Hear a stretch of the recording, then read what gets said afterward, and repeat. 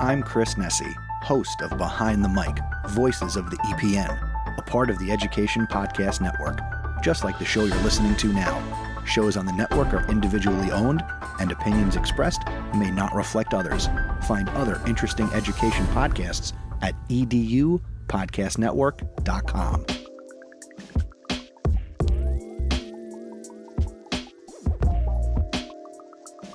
Hello, everybody, and welcome to another great episode of My EdTech Life.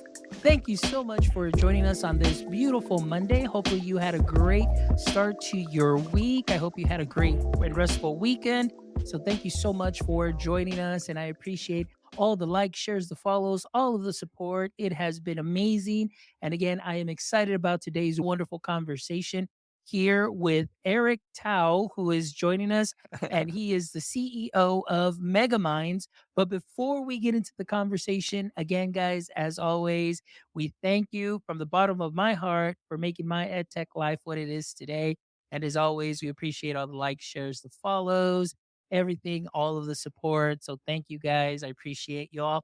And like I said, today I'm very excited because I got to meet our guest probably maybe about 2 weeks ago, around there, maybe 3 or a little longer. I can't remember. Time flies fast, but I'm really excited and I was very thrilled when he shared the platform with me. And I was just in awe because I was like, so many possibilities, Yeah, so much greatness, web based. And I was like, this is really cool. So, Eric, how are you this evening? I'm very good, Fonz. Thank you so much for having me. I remember that meeting, and that there was a moment I remember where I just saw it click in your head, and I was like, "Oh, okay."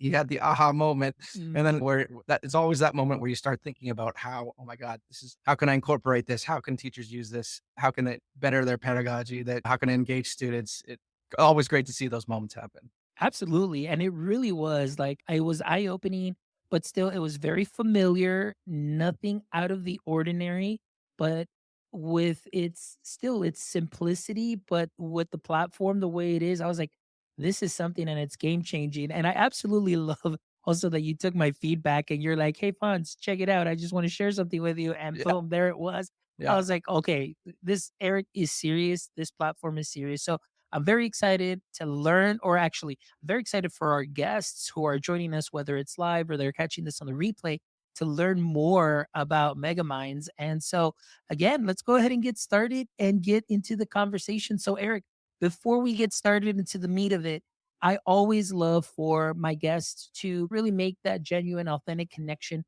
with our listeners and our viewers. So I always love to start with a superhero origin story. And like I tell all my guests, if you get to be a guest on the My Ed Tech Life podcast, you really are. I liken you to a superhero. And we all know that every superhero has an origin story. So, Eric, let's go ahead and get started with that. I want to ask, where did this all start, or this passion for tech? And how did your journey, or how did that journey take you into what you're doing now? Sure. So I should start by saying my background is in technology. So I think a better way to frame it is how did this lead to education? So my mother was an English teacher. My wife was speech language pathologist. She works for the New York City Department of Education. So education has always been a big part of me and my belief structure. So around 2015, I was working at Google for an innovation team. And what we did was we worked with the VR team and did some of the very first web-based VR experiences. So today it's called WebXR, but back then it was WebVR. And basically what they were VR experiences that you could put in the browser and therefore be accessed on a phone by billions of people. So that's what Google was very interested in at the time. That was their way of increasing VR adoption. Anyways, while I was working on these projects, a side project came along, and it was with a school for autism in New Jersey. And they had a child who could only walk through Target a specific way. He was a very autistic child who could only walk through Target a specific way. And we were working with Google had created this kind of fantastic VR camera. I'm sure you've seen it. It's like 18 GoPros in an array. So we were able to create these 3D, very immersive video experiences. And just as a therapeutic exercise, we filmed a different path through Target. And then the kid took that experience, watched it in VR, and it worked. The therapy worked for the child. The child was now able to walk through Target in a different way. So that was like the beginning of the aha moment where I was just like, oh my God, immersive experiences, it's much more than just gaming. It could be very powerful from a therapeutic, from an educational perspective. And then when you take that and you collide it with what we were doing on the opposite end, which was web-based VR experiences, and you take those two elements and you put them together, then I was like, oh man, this has the power to really change things, is these immersive experiences that are web-based and accessible on a phone anywhere in the world. That the power of the two could be transformational. So that's the origin story. Fast forward a few years, I met my co-founder, Marina Mark. She is an assistant principal at a Title I school in Brooklyn. She had a proposal for the New York City Department of Education. It was for their Imagine Schools initiative, which was a public-private grant from DOE, XQ, and Robinhood to create 20 pilot schools based around new types of learning. Her idea was to create a school around immersive learning, and she brought me into that project as to help her. We proposed it to the DOE in March of 2020. Super well received. They were like ready to run with it. A week later, the whole world shuts down and the project is essentially put on ice. Never heard that it was killed actually to this day, but I'm pretty sure that they have bigger fish to fry. So then about a year and a half ago, I turned to Marina. I was like, WebXR technology has really come a ways in the since I was working at Google. It can really start to serve up these really in-depth, like broad VR immersive experiences. We should go for it. We should make a platform. So that's what we did. That is amazing. So and like I said, this is so great because again, I love hearing stories like this where there's that pivot, there's that aha moment, but then at the same time, you're taking your passion, which is tech, and starting in the ed tech space. You're taking this idea of web XR, and then with the background that your mom has, your wife has, and saying, hey, there's a use case for this in education, and then making that pivot there where maybe many people would not think and say, no, this is strictly maybe for this kind of setting, maybe more for the business and so on. But I love it. And I think that's where great ideas grow from, where that passion is there. And then you just simply find that audience that many people may think, no, it may not work, but there is that potential. And like I said, when I saw it, I was like, man, where has this been? And again, through my experience, even in the master's program, where there was a course where we actually had to be immersed in Second Life and going through that, but then seeing this platform, and I said, "Oh my gosh, this could be like so great to actually engage and immerse myself with my colleagues and have conversations and be able to tap into so many things." And but we'll definitely get into that right now too. But Sure. as you can see, I'm very excited about Yeah. that. But I want to ask you though, Eric, with the 2 decades that you have in interactive production and then in this realm, how do you see the evolution of digital media and the impact that it is having in education now? Sure. So probably because of that background, I actually went to film school for my graduate degree. When it comes to media, I always look at things from a medium perspective and a format perspective. So, the things that had the greatest impact on education, YouTube obviously had a huge impact on learning. And more recently, that's morphed into short form videos. TikTok is a huge source of educational videos today. If you look at the browser-based experiences, Google Docs, Google Slides, LMSs. That has changed the way people teach. But I think one of the companies that's making the biggest waves right now, or that I saw, at least at ISTE, and maybe you had a similar experience, and they're actually the fastest growing ed tech company in the world right now. It's Canva. So at ISTE, Canva had at least 50 people around the entire day. And they just, to me, felt like the belle of the ball. So there's really interesting things there with creation tools. And that's really Canva's calling. And of course, now we're entering the realm of generative AI and ChatGPT and Midjourney and all of these new ways to generate content and media. And where is that going to go? I think we can get deep into that too. But I think one of the traits that all these mediums and all these formats share is they are singular experiences. They're solo experiences for the most part. I think what you're seeing, what we've yet to be explored and what might maybe lacking in that space right now is multiplayer, collaborative learning experiences. So I think the beauty of our platform and VR in general is it's multimedia. So you can take your YouTube videos, you can take your Google Slides, you can take your Canva posters, and put them into a 3D space. And then the key thing is then you can interact with them in a collaborative way with your classmates or your peers in a way that you can't do via video conferencing. It's true collaboration, and that's not possible with Zoom. It's a different level of collaboration. Yeah. And that's one of the things that you mentioned there is so wonderful because being there at ISTE, of course, you go into the exhibit hall, you see so many platforms that are there and they all work great standalone. You can use it and it's going to get you to do what you want. But then if you want to do something else with it, well, then you have to go to another platform and do a little bit of app smashing. But what I love when I saw what MegaMinds offers and you shared that with me, and I was like, yes, like you were saying, within this world, you can put in your Google Slides, you can put in your docs, you can put in those creations.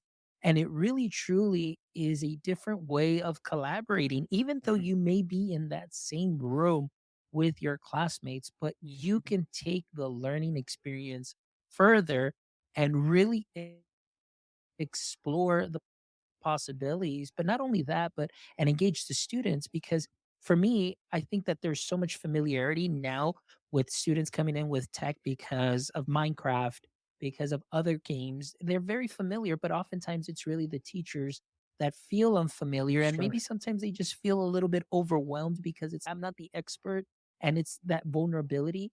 But I was always one of those that, hey, if I don't know this, it's okay to not know everything, but I'm going to learn from my kids. So let's try it out and let's see what we can learn. Yeah. But when I saw this, I was like, oh my gosh, the potential here of being able to really enhance the lesson experience and jumping from, let's say, one lesson to another and full collaboration within the space was great. And that's what I love that you mentioned, like how it could be all brought together. And more than anything, too, being a creative myself, I absolutely love the fact of students being able to have the ability to create while they're learning. And then you're touching on that communication skills because they have to communicate with one another as they collaborate. And then also they get to create.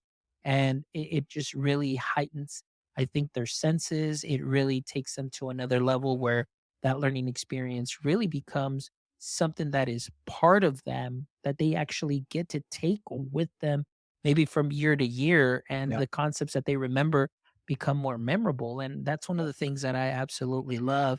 Now let me ask you because one of the things and in my experience it's VR, AR has been one of the hardest things to really get into schools. And we all know that we had with the Google Expedition and they had their carts. Yeah. Some schools purchased those and then all of a sudden it's, hey, this is gone. We're no I've longer using it. We're talked to a lot of discontinuing those it. teachers. Yep. Yeah. And now you have pretty much a lot of Android phones that are there standing still, you know, and because that's what it was. But I said "Well, you can repurpose those, but nobody really thought about that because there wasn't a lot of research behind it or a lot of it felt more like a gimmick. But now there that potential is there. So I want to ask you, Eric, from your perspective, building a platform like the one that you have, and of course, seeing maybe some of that reluctance from CTOs or teachers and things like that. How do you overcome those obstacles? Like, where do you start the conversation to say, here's what I offer, here is the potential, here is not only the return on investment, but the return on instruction through MegaMinds? So number one, we don't position our platform as VR or AR because those are terms that I think have a negative connotation in education for exactly what you said. They're gimmicky, they're niche. How do you do VR in a classroom? If you ask me, Facebook is going about things completely backwards. Okay. So they launched their VR headsets, the Oculus Quest, and now they're trying to launch their platform Horizons in it. But the only way to access it is through the technology. Had they gone and done that, the reverse of that, and created the platform first, got their 2 billion users to come to the platform, to use the platform, to learn how to socialize with each other, how to interact as avatars, then introduce the headset and say, hey, you guys are having a great experience on this platform. Try imagine what it'd be like with this VR headset on.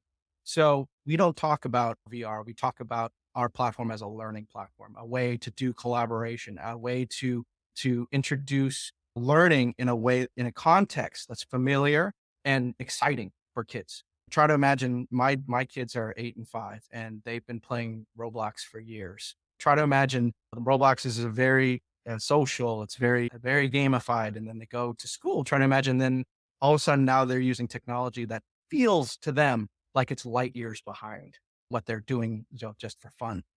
So that's one aspect. Number two is accessibility. So we want to make sure that the platform is available, right? VR headsets. I don't know too many schools that have Oculus Quests. Our platform, we make sure that it's accessible on low-powered Chromebooks, on Android tablets, on iPads, on phones. My wife actually has like a crappy 5-year-old Chromebook from the DOE, and that's one of my testing devices. I want to make sure that our experiences run like butter on something that is that old and that dated. So that's, oh, and then for teachers, I think the key thing, and even for students, is creating a user-friendly platform. So we've learned a lot since we initially launched our platform into beta. We had the early adopters come on board and they were like, oh, this is really cool, but it's too complex. I don't know, how to use it. Oh, how do I teach in 3D? So we simplified. We took all of that feedback and we simplified everything, and we built tools for teachers. We made the platform so simple that all the creation is drag and drop. I like to say sometimes that we're the 3D Canva, a canvas simplified design for non-techies, non-technical people. We're simplifying essentially 3D web, the immersive web, virtual worlds, whatever you want to call it, for non-techies and kids and students, to the point where pretty much anybody can build a virtual world on our platform. We have tools for teachers where we have content loaders where they can just drag and drop their folder of content, and then boop, boop, boop, boop, everything will auto populate on the walls. I like to say you can create a presentation in MegaMinds faster than you can build a PowerPoint. For things like security, that's a valid concern. And along the way, as we're talking to districts, we were talking to a rather large district in Texas, actually in your state. And they said, we can't continue this conversation. We love your platform, but we can't continue this conversation with you until you solve these security problems. Because I think they got burned during the pandemic via Zoom. They're like, anything link based, I could tell they were just very gun shy about that. So we did it. A few weeks later, we came back to them and said, hey, look, we now have teachers can, at one touch of a button, turn off all access to the room. They have granular controls over things like chat, over things like microphone. So you can eliminate that. You don't want that in your rooms. We don't have student accounts, so we don't collect any data on students. All of the student work resides on the teacher dashboard where they can check it at any time. So we solved for their needs as we came upon them. So I think that's a long-winded answer of saying, how do we prove value to the platform? I guess the last way to do that is with curriculum integration. So it's doing things like that. When we first met, we were like, okay, it would be really helpful for us if we had an integration with Mathagon. And we were like, oh, that's a really great idea. And we built it for you. It came from a discussion. I had that whole element came from a discussion I had with a district in Jersey where I live. And the director of technology was telling me, hates Pear Deck. And it was like, I want to get rid of Pear Deck. Tried to get rid of Pear Deck at her school. She had a mini revolt because the teachers at her school had all built their curriculum and had all their content in Pear Decks over the pandemic. So by taking away Pear Deck, they would have to start from scratch and rebuild everything from scratch. So at that point, I was like, well, why don't we just let them put their Pear Decks in 3D? They can just literally drag and drop their Pear Deck into MegaMinds. So that's what we did. And we did that for a number of the top educational apps that are out there, essentially enhancing their existing curriculum, taking what they've already built, adding that virtual world 3D context to a collaborative context to it. So that's how we try to prove value to teachers and schools. That's great because everything that you said, it just really answers my question. But the fact that you've got talking to CTOs, the fact that you're talking to teachers, the fact that you're making it very easy, and it really is, Eric. I honestly like this platform. I was really excited about because there's been other platforms. I'll go to conferences and I won't mention those platforms, but they'll say, "Hey, get on this," and then, "Hey, get on that." But then there's always restrictions because it's not necessarily built for education, but you can still Mhm. use it, but you have to finagle it and Right. work your way around it and so on to get it to work. But like you mentioned, one of the things that I loved when I saw the demo, I was like, yes, it really is as easy as you described, where it's just upload, drag and drop. You're creating a scene, you're creating a mini lesson. And what I love is the fact that you're immersed in this world and it's very, very mission oriented, where it's like, hey, you go to this station. So it's a fancy station rotation without a lot of movement for the kids, but they're moving around within that world, immersed, doing the tasks that the teachers ask of them to do because the links are there, the platforms are there, the artifacts. And like when I had you and I talk, I was like, you know what? It would be great if for our math class they actually had base 10 blocks that they can manipulate. And then I remember it's, hey Fuzz, you sent me an email. It's like, hey, done. Check it out. And I was like, oh my goodness. But again, going back to just that style of learning, offering something different than just the regular sheet of paper and not merely substituting because there's during pandemic we went from the digital excuse me from the paper handout to a digital handout, and really a lot of teachers stayed in that substitution phase, and then some came back and now they were in the modification where now they're making their lessons a little bit more immersive or more detailed and just where the students are really digging in deep.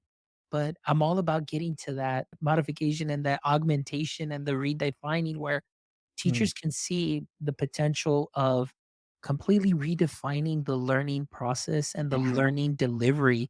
And honestly, it really is that easy through Megamind. And right now, like I said, even the wheels are spinning right now from our last conversation and what we're talking about, and stating how it really is a wonderful tool for teachers and students. And again, for CTOs that they really don't have to worry about, number one, buying additional hardware. Like you mentioned, it was always about the hardware, the cost, it was very inaccessible. Then, of course, having those accounts that you had to get, and every CTO hates the word Facebook or Meta because it's we don't want to open this up. But web based, and like you said, even working on a 5-year-old Chromebook and optimizing even for that, from the oldest Chromebook to the newest Chromebook, and it's still going to get the same functionality. So kudos to you, my friend, because this is definitely you can tell that you're really pouring your heart into this and really thinking things through to make it a lot easier for teachers to access and students Yeah. to access their learning. So Yeah. absolutely love that. That's It's wonderful. real it's really critical to our plan, our roadmap, our development as a product. Long term, we wanna be able to access parts of not just this country, under-resourced areas where students might not have access to Wi-Fi, but even parts of the world. Next week, I'm talking to a school in Tanzania that all they have is cell phones and 3G connections, and I want our platform to be able to work for them. I want a kid to be able to access high quality learning materials from a soccer field with just his phone. That's the future. That's what we envision for our platform. And I love that. Like you mentioned, just that access where you even said like just from a phone and device agnostic, that really is wonderful. Where now again, I love the fact that now, and it's taken a while, but seeing companies like yourself, though, that are really taking those things into consideration because those are usually the biggest pain points where it's, well, it only works on this device and it's proprietary, whatever software and stuff. And there's still districts that spend thousands of dollars on these screens that are not device agnostic, that you have to run that particular software in order for this thing to run and open another software that they're gonna need to use, and then once that expires, it's, well, now I just have a fancy TV screen that I can plug my HDMI into and use it from there, but I love that, and I think it's I'm starting to just even myself think about those things because usually I'm working with teachers, and it's really the teachers work on laptops, students work on Chromebooks, so being able to still make those connections and being able to still do the same work and being able to create those learning experiences is definitely great. But again, going back to the district level, it's always going to come down to the bottom line.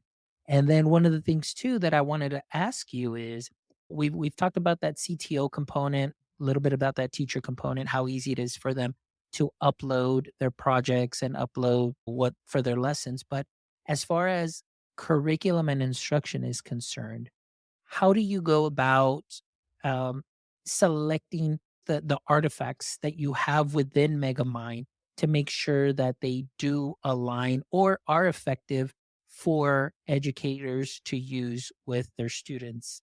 Yep. First thing I'll say to answer that is a lot of that is covered, and that educational kind of expertise is covered by Marina Mark, my partner in this, my co-founder. She is brilliant. She is one of the most impressive people that I've ever met. She has been the source of a lot of kind of the, I guess you could say that the base DNA for our company, from the way we believe about what we believe about accessibility, building for devices that schools and families already have. That's all stuff that I talked about with her back when I first met her in 2019. I'll give you the most recent example. About 2 weeks ago, we just finished developing our assessment features on our platform. And now teachers can gamify their quizzes. They can add multiple choice, short answer, long answer to their virtual world experiences. And that really came from Marina. Marina was very much from the very beginning. She was like, Eric, you have to build something. You have to you have to provide a different context to assessments. My kids, some of them just don't do well when you sit them down at a desk with a pen and the paper. We have to give them something else. And we have an ability on our platform to do that, to really make taking a quiz or assessment part of the immersive experience, something that's engaging to them, something that they're not thinking about. I'm taking a quiz here. So we built that. That's now part of our platform. So recent, actually, that we don't even have any documentation up yet to describe it. So that's coming in the next week or so. So it's really collaborating with experts like Marina. We today I just onboarded she's a PhD candidate in education at Johns Hopkins. She's going to help us with some of the curriculum, and we're really blowing out our community tab over the next 3 months, where we're going to be adding a lot more experiences, standards aligned. We're going to be creating a lesson lab. Look out for this all in the next few weeks, where it's going to be a place where teachers can be inspired, learn how to teach in 3D environments. We'll have example lessons that are standards aligned that teachers can use. And then in the long term, this is all leading to eventually a place where we're going to be incorporating generative AI, and we're going to be able to have an AI helper help teachers create these lessons. So as easy as it is now, 6 months from now, it might even be easier. Excellent. And you got a little bit ahead as far as what I wanted to ask, as far as generative AI altogether. And it just seems oftentimes you may think of Oh, AR, VR is something completely different and just standalone. And then, of course, you've got generative AI. But I love the fact that you're bringing these two together. So if you could just, you said that you were going to have the kind of like a teacher co-pilot or helper. So I wanted to ask you, where do you see I guess headed within the education space? And maybe w- how did you come up, or did you feel that it was essential to marry the AI and your platform? Because it just seems like it may work very well. so first off, the first thing I'll say to that is where we're at with where we're at as a society with generative AI. I like to think of the year 2007 when the iPhone first came out, and everybody had those beer apps, if you recall. And it was like, and the iPhone would look like you're drinking a beer. At that time, that was the low hanging fruit. That was the thing that people thought, I could do this with this new mobile touchscreen technology. That's where we're at with AI right now. We're very much in year one, very much at the low hanging fruit stage. Nobody knew back in 2007 that mobile technology would give rise to Uber and that would change life in cities that were dependent upon cars. So, as far as predicting where generative AI is going to go in education, I think that's really tough. I think a lot of people are focusing on tutor bots and being able to provide a one-to-one tutor with the child. But I think that could be really limited. Try to imagine an entire society of kids who had one-to-one tutor bots who were teaching the children the exact same thing. Where's the diversity of thought going to come from? Where's the critical thinking going to come from? I think there's potentially a lot of problems with that. So as far as adding AI to a platform like ours, I believe that generative AI, I call my daughter's generation, not generation alpha. They're really growing up in generation AI, where their life is going to be as much as our lives were, the internet infuses our lives, AI is going to infuse their lives. So I think any business, whether you're education, whether you're enterprise, whether you're building tools for the construction industry, has to incorporate generative AI in some degree. How we're going to do it on our platform, see three ways that it could happen. Number one is pedagogical tools. So that kind of helper that will help teachers come up with lessons. How do you teach in a 3D space? It solves a genuine problem for us. And that's teachers on sometimes are a little leery about how do I teach in 3D? I've never done it before. Well, we're going to build them tools that will make it much easier for them. Creative tools. So this will go for teachers and students. How generate a Tyrannosaurus Rex. It'll pop up. Put him in on a sunny beach with palm trees. There it goes. That those creative tools are fast becoming reality.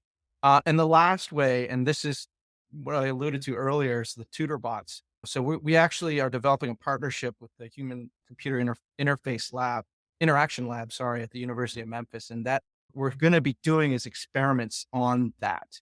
So in using ChatGPT or training essentially avatars or non-player NPCs in our worlds with some sort of language model that they can be give almost basically put an avatar around ChatGPT.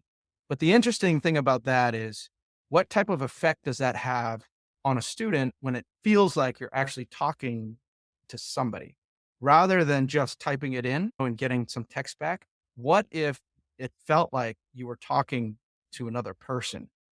Does that change the dynamic of tutoring and chatbot tutors? That's what we're interested in exploring and seeing where that goes. Absolutely. And I love that last segment that you talked about. And I never thought about that because right now, currently, you see a lot of apps where it's really you're typing in and based on your input, you get output that's just typed in. But that actual conversation, like the difference, and because one of the things is that a lot of people fear is that loss of connection. Obviously, as teachers, you're able to read a room and you're able to meet some needs and do those things. So I guess that's one of the biggest fears. But I love that you're going to be able to get some experience and run those experiments and see what difference that can make. So, man, that's amazing. That's good to know. Just to start wrapping up, Eric, I just wanted to ask you a little bit more as far as how do you see Megamind as helping develop our students' 21st century skills? So tell us a little bit So about that. sorry, Fonz. It seems like whenever you start talking, the swirly thing happens. So I Oh, missed that question entirely. oh, yeah, no, no worries. So it was like, how does a Megamind help our students foster those 21st century skills? Mm. Yeah, that I think is one of the I guess the big value adds of our platform. And I have actually a really great anecdotal story to tell you here. So in around last November, I got an email from a teacher in just outside of Cleveland, and I was like, "How something really strange is happening with your platform." I was like, "Okay, oh boy." So my students started jumping into MegaMinds unprompted by her after school every day. And the whole class just started jumping into MegaMinds together. And I was like, what are they doing there? And she's like, they're doing mock trials and debates on what we learned that day. I have a hypothesis that they were doing that anyway. They were jumping into Roblox, they were jumping into Minecraft together. They decided to jump into MegaMinds because it satisfied, and this leads into my hypothesis, that it satisfied that social layer, that yearning for a shared social experience. That's why I believe kids play Minecraft, they play Roblox for up to 2.5 hours a day. The daily active users play for 2.5 hours a day. They're not there for the pew pew. They're there for the shared social experience with their friends there to experience something new. So they were jumping into MegaMinds after school every day to run debates. And then, so she told me, I interviewed her in June for a case study because I found this behavior really fascinating. So she told me that what ended up resulting throughout the year was the students developed better in-person relationships with each other as a result of their virtual interactions on our platform. She said they started to manage each other. She said one student who was, I don't know if he was doing it on purpose or not, but he was being particularly rude, always cutting people off, including herself. And they put him in the mock court and they told him what was going on. They told him what they didn't appreciate about his behavior. And she said he changed. So she said, you know, that just as a result of using MegaMinds, it helped her classroom management. It made her classroom management simple because they started taking care of each other. This is sixth graders, mind you. So these are 10 and 11-year-old kids. So as far as how does it develop 21st century skills, that's a big part of it. It's learning how to relate to each other, how to interact with each other, how to manage different personalities. And that's going to be a big part of the workspace in the future. That's going to be a big part of how we interact with each other. It's going to be critical to getting a job, is developing these communication skills, these critical thinking skills. Another aspect of it is really mastery of the technology. So I mentioned when mobile technology came out, we didn't realize at the time that it would give rise to companies like Uber, companies like Airbnb. Well, I think we're seeing something similar with the 3D internet and the immersive web. It's come out, it's starting to gain a little traction, but nobody really knows where it's going to go.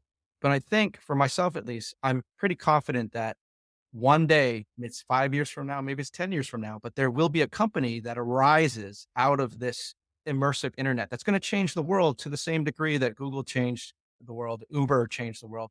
And I like to think it's going to be one of the students who are using our platform that are beginning to think spatially, beginning to think in 3D. How do we do something? For instance, this summer, I was working with a student from the South Bronx. I was working with actually 24 students from the South Bronx through an accelerated program I'm part of. And one of the tasks I gave them was like, go build your first world and show me what you've got. So let's build it about something you're passionate about. And this kid, and the next day, so he'd just signed on and learned, and the next day, so less than 24 hours later, he had built an online store for his clothing brand. I don't know if it's imaginary or what, or whether he has. I'm assuming that it's an imaginary clothing, but he's a sophomore, right? He's 15. He built a 3D online store, and it's brilliant.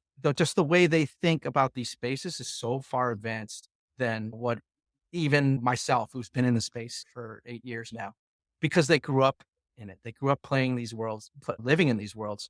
So this example, I was like, holy crap. I'm like, this kid could turn, 3D shopping into a thing. Maybe that kid goes on to do that 5 years from now. So that's also a big part of it. 21st century skills is preparing these kids for a future when they get out of high school, and the Apple Vision Pro is going to be the dominant tool in offices, or at least a common one. I'm quite confident of that. And if they've grown up through school, building these experiences that are part of that can be instantly used on an Apple Vision Pro, interacting with people as avatars, using those experiences to learn how to relate to them better in real life. I think those are all critical skills that our kids need to develop, and that I think that's what we're angling our platform to be able to do. Absolutely. And you know what? I truly believe that because, like you said, it really is a nice entryway into that world. And we can't deny it. This, like you mentioned, I love that you said the students are comfortable in the being immersed in these 3D worlds because, like you said, this is how they grew up playing Minecraft, Roblox, and Fortnite, all those games where they really have really great spatial reasoning Yeah. and they can work on that. And just the fact that they're able to design and maneuver through it in a very natural way. And that's why I say many times it's really the teachers, we don't give our students enough credit for what they're really truly able to do. And we think, oh no, they don't know. They don't know. That's too much. No, I think it's just that fear of they know too much and Yeah. more than me. And it's that fear, I think, as educators too, we have to understand that it's okay to not know everything, but it's also okay to learn from your students. Yeah. And so that is huge. But also, like you said, building those skills up to easily adapt as they go through their high school, as they go into higher ed or even vocational studies. There's a colleague of mine who works at a local technical college. And instead of buying $5,000 diesel engines because they broke one, they have one engine. But now, before you even get on that real engine hands on, they're using HoloLens to practice changing parts. They're going through all the motions and so on before you really get into the real deal. And the same thing with their surgical tech. They're using the HTV5 for that. They've got a program, they're maneuvering through it, Yeah. and now they can go ahead and practice those procedures and so on. So it's there, it's coming. We may not see it as much in the K-12 space, but with something like MegaMinds, you're really giving the students an opportunity to see what is out there and that they could be readily or ready for that moment when it's their turn to shine and really open up this whole world to them. Like you mentioned, Yeah. when this is the standard tool that you're going to be using in industry, they're ready to go. It's Yeah. I've lived it. I've lived it my whole life. So Yeah. that's great. So Eric, I just want to say thank you so much for this insight and just really the excitement, the passion that you bring, really the work that you've done through Megaminds, because seeing it myself and getting that light bulb moment and just being like, this is huge, this is big, this is it. I can definitely see teachers using it and the ease of use. And more than anything, I always say the return on investment, the return on instruction definitely looks great and the potential is there. And I'm glad that you are working through this and sharing it with many other school districts and getting that feedback. And thank you so much too for listening to feedback from educators. So I appreciate you, my friend. Yeah. So before we wrap up, though, we're definitely going to go into our last segment of, but of the three questions. And I know I updated the calendar invite with that, so that way you can be ready. But before we get into that, I want to give a huge shout out to our sponsor, Goose Chase, for sponsoring My Ed Tech Life and sponsoring this episode. So thank you so much. So with Goose Chase, you can definitely dive into the world of interactive experiences with some amazing scavenger hunts that can make either your public or your event or your class into an amazing experience. So please make sure that you check out Goose Chase, and with code MyEdTech10, you can get 10% off any plan on Goose Chase. So please make sure you go check it out at goosechase.com. All right, Eric. So here we go. The last three questions. So before we wrap up, I would like to ask you, as kryptonite is the one thing that weakened Superman. All right. So I want to ask you, in the current state of, we'll say, in education, as far as what you're seeing, what would you say is your current edu kryptonite? Okay. I'm going to angle this from schools and education as a whole. And I think it's resistance to technological change. I've encountered it more times than I'd like to admit, where I've been on calls with schools or with districts, and I will come across this person who's just, we like pen and paper at our school. I don't think that attitude is servicing the students. I think perhaps it maybe services some educators who might not be like change, but I think that that type of attitude is a disservice and is a kryptonite to education, um, in in the whole. Excellent. Good answer. Thank you so much. All right. The next question is, if you could have a billboard with anything on it, what would it be and why? Stay curious, keep learning. Just as a mantra for being a lifelong learner, I think that it makes life much more interesting and it makes you as a person that much more well rounded. Ooh, I love it. That is great. That is such a great answer. All right, Eric. The last one is, aside from your current work with Megamind, let's say that you had the opportunity to turn one of your hobbies or one of your favorite activities into a full time profession. What would it be? So I'm a huge fisherman. It doesn't matter any type of fishing, saltwater, freshwater, fly fishing. I do it all. I just love the act and the sport of fishing. I also love teaching. I love teaching people how to do things. So for me, it would be a fishing guide, being able to fish the waters of the Poconos, which is where I generally do a lot of my fishing. It's a forest area just outside of New Jersey, Pennsylvania border. If I could guide people on the Delaware River or take them fly fishing, teach them how to fly fish, that would be it. Wow, that is amazing. One of these days, if I ever make it up your way, I'll be honest with you. I have always been fascinated with fly fishing. I have never done it, but sometimes I'll flip the channel on and there'll be either PBS or I'll get into the TikTok and I'll go into a huge rabbit hole of Yeah. just people creating their flies and making them, and then just the way they cast it seems so relaxing and just I love it. So maybe one of these days, if I ever get to make it out there, I would definitely love to have you guide me into my first fly fishing experience. So that would be amazing. Let's do it, Fonz. Let's do it. All right, Eric. Well, thank you so much again. I really appreciate your time, your enthusiasm, your passion, you being here, and obviously the work that you and your co founder are doing. Just keep doing what you're doing, Eric. You're definitely doing some wonderful things. And I definitely look forward to be not only hear your name, but hear Megamind like everywhere. So I know that for sure, future conferences and so on, it's definitely going to be coming your way. So all our listeners, please be on the lookout for Megaminds, and you can also go to the website and go to gomegaminds.com. Gomegaminds.com. Go check it out. And of course, all that info will be in the show notes. So, guys, thank you so much for joining us. Those of you that joined us live, thank you so much to Keith Curtin, who joined us live on LinkedIn. One of my former colleagues, Ricardo, thank you so much for joining us, Tanya. And for those of you that are going to be catching this on the replay or rewatching it later, thank you so much, as always, for making my EdTech life what it is today. And of course, we ask that you go visit our website at myedtech.life, myedtech.life, where you can check out this amazing episode and the other 229 wonderful episodes with amazing creators, entrepreneurs, edupreneurs, teachers, practitioners, founders. We have a little bit for all of y'all. That way you can go check out those episodes, get some knowledge nuggets, and sprinkle them on to what you are already doing great. And if you would love to help contribute to our mission of connecting educators and creators, you can definitely stop by our merch store as well, where we've got some great caps, sweaters, and so on. So keep in mind, winter conference season is coming. So a nice, cool My EdTech Life sweater would look really good at the conference, or even just to lounge around as you have your cup of coffee or your cup of tea. So definitely go visit that. But again, also, we would love for you to just share our podcast, share our passion, again, our mission, connecting educators, creators, one show at a time. So thank you guys, as always, from the bottom of my heart. And guys, don't forget, until next time, stay techie.